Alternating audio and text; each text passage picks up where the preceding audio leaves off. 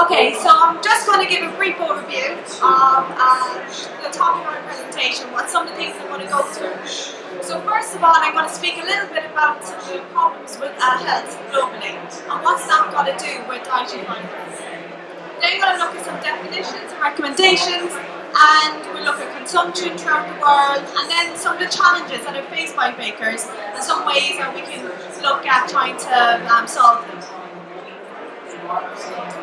But first, just a little bit about Campden BRI, for those of you who might not be familiar with it.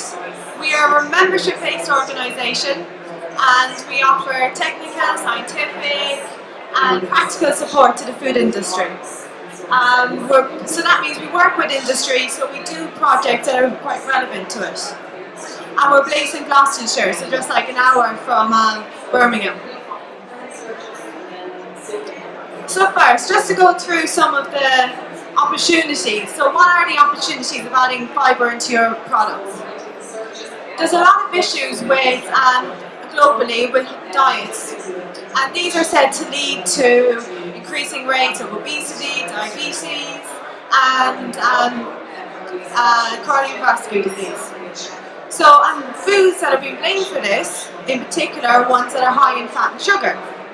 So, one of the opportunities is to replace or help replace part of your fat and sugar with fibre. So the benefit is kind of twofold. First of all, you're reducing your fat and sugar, and second is you're increasing your fibre content, which has a lot of benefits, which I'll go into. Also, adding fibre has got a positive image.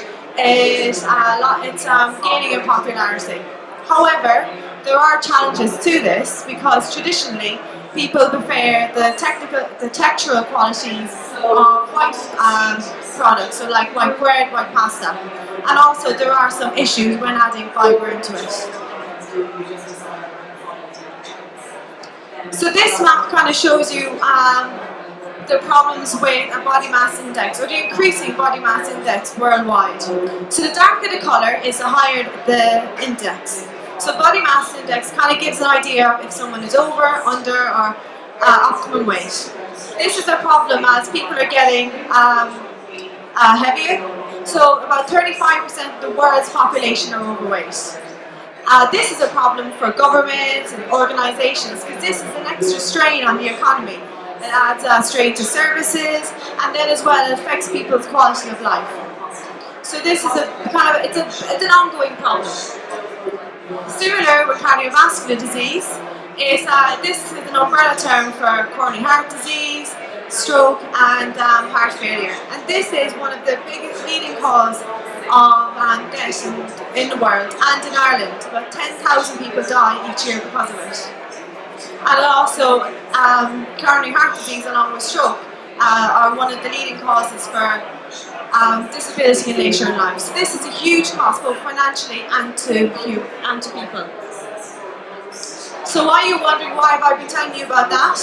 Well, there are a lot of added benefits of having fibre in your product. It's got a number of health benefits such as preventing constipation, improved gut health, but also it plays a leading role in weight management and satiety. Fibre increases some of the hormones that are produced that affect satiety. It slows down your rate of gastric emptying, and all these things play a role in making people feel fuller for longer. So if you feel fuller for longer, you don't eat as much. And also, it has got some EU approved health benefits to do with coronary heart disease. So it is like non-starch polysaccharides. This is known to kind of maintain your blood levels and your blood cholesterol, and also beta-glucan, which is found as a soluble fibre found in oat and barley. This has got a certified health benefit that it actually reduces cholesterol level. So this all plays a role in cardiovascular disease. So the phrase of dietary fibre hasn't really been around that long. It's really only been since the 70s that it became to prominence, and the link between diet and health was made. So it came about after some physicians were studying a group of people who had a very unrefined diet. They had lots of cereals, nuts, all different types of dietary fibre that we would now know. And they realised that they had very low incidence of chronic health problems, which were getting more popular and more common in Western Europe and the world. So that's really when the first link between diet and health for dietary fibre was made. So now there's the last 20 years, or since 2009, they spent trying to come up with a very comprehensive definition. So it took a very long time, it took lots of scientists and delegates from different countries to come up with it. But it incorporates all aspects of the food chain. And this is of benefit because you can include lots of different types, such natural ones, which originally we would have thought about, like cereals, fruit and vegetables. But it also includes some different types, such as resistant starch, which is getting more popular. And this is a definition that they accept in most countries worldwide. The States are still haven't fully accepted it, but most other countries like the EU have. So just kind of an idea of some types of dietary fibre. So the first ones are kind of more non-starch polysaccharides, would be something you might find in fruit and vegetables, cereals. Non-starch polysaccharides are those which are naturally found in food, but might be extracted via chemical, enzymatic or physical means, such as inulin, which is naturally found in chicory root and onion, but is extracted. And then resistant starches.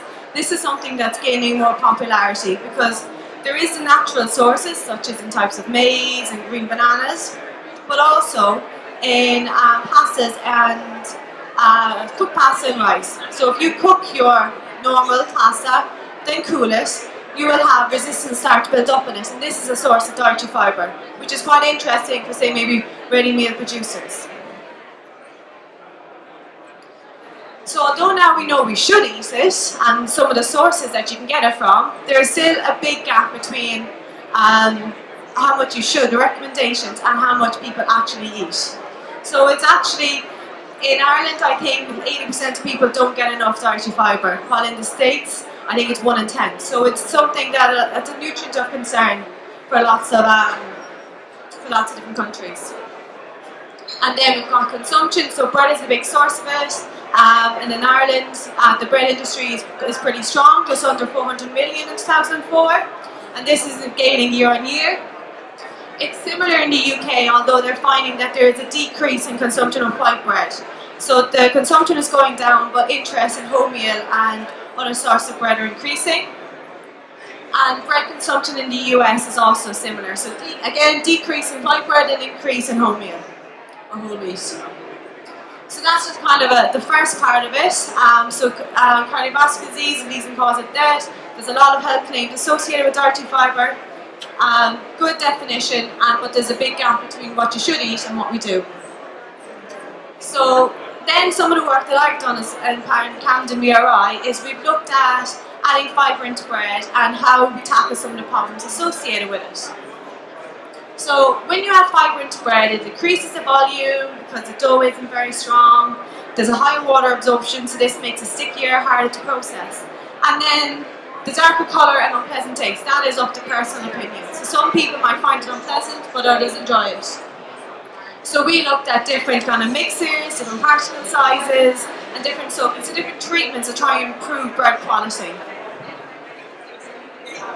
So we looked at 2 different types of fibres, wheat bran and oat bran, and this is mostly because these are easily acceptable to the bakery industry. So as you can see with the wheat bran, it was very variable. Different processes had big effects on the bread quality, so this is all bread volume. And there was also a difference between the 2 different mixtures used. While the oat bran bread was much more consistent, it wasn't as strongly affected according to the different processes. And it also had a lighter taste and a lighter colour, so people generally found it very pleasant. So then we tried to improve the quality of this by doing different treatments. So we retorted the bran to try and activate some enzymes, and then we tried to soak it for a long time. Unfortunately, neither of these worked. It made the bread even worse. So then we were thinking, what else can we do? So we looked at different ingredients such as enzymes, and as you can see there was a significant increase in the volume of wheat bran bread with the addition of xylanase enzymes, and this is because it's very specific to that type of bran. Oat bran there was a slight increase, but this could possibly be improved upon if you use an enzyme more specific to the type of brand being used. So then just a kind of a quick recap of it. We found that there was differences in the mixers. So you should look at your processing if you're trying to increase bread volume. So different types of processing could affect different fibres.